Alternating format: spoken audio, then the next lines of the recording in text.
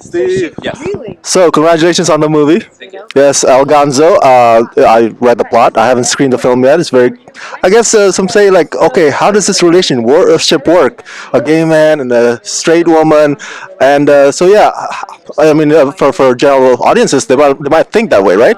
Well, yeah, but I think it's more about when you're lonely. When you're really lonely and you're traveling and you're in a random place and you don't know anybody, but you just want some companionship. You don't necessarily are looking for a snuggle buddy. You may not be looking for that, but you're going to feel a connection to just someone you want to have a connection with, just some kind of that. And so we just wanted to explore that. And then in these particular characters, both of them are struggling to find out who they are, and then together they do. And it was about just combining their own journeys together, and in the sense they fall in love, and you can't stop something like that. And it's less about sexuality, and it's less about the traditional sort of surface things that we all think about. It's more about what's way inside, what's really at the core of your being, which is about compassion and being a companion with someone.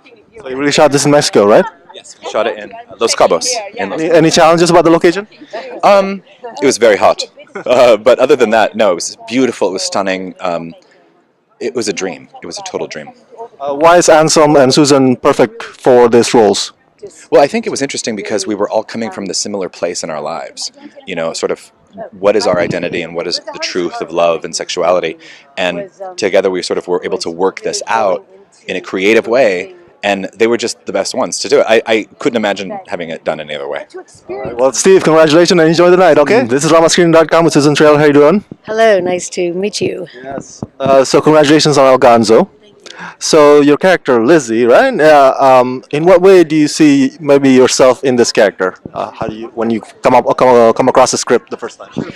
Well, I guess I would say that getting to know Lizzie has made me a braver person myself, in that I realize that abandoning your sense of identity or your, it is not such a bad thing, and just to put your idea of yourself aside a lot more often and just be and explore and discover what's in front of you. And how did you and Anselm create your dynamic or chemistry between you guys for this relationship? As we were meant to be strangers, Anselm was very strict that we didn't get to know each other too well, and I really respected that. And so we talked about the project, but in terms of getting to know each other as people, we kind of shortchanged that a little bit and got to know each other as the characters. So. Can you share some cool maybe experience about shooting in Mexico? Well, we realized that we needed somebody to show us around. We wanted to find some really interesting and dynamic locations. And so we came across this wonderful man, Antonio, who was a driver, right?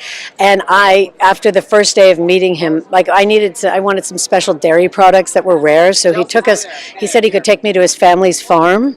So after our first day of shooting, he said, "Oh, do you want to go get the dairy?" Or maybe it was our first day of rehearsals. He said, "Do you want to go get the dairy?" And, the farm is on the way back to the hotel. It was already like a 2-hour drive back. And I look at the van, and everybody looks at me with the meanest stares.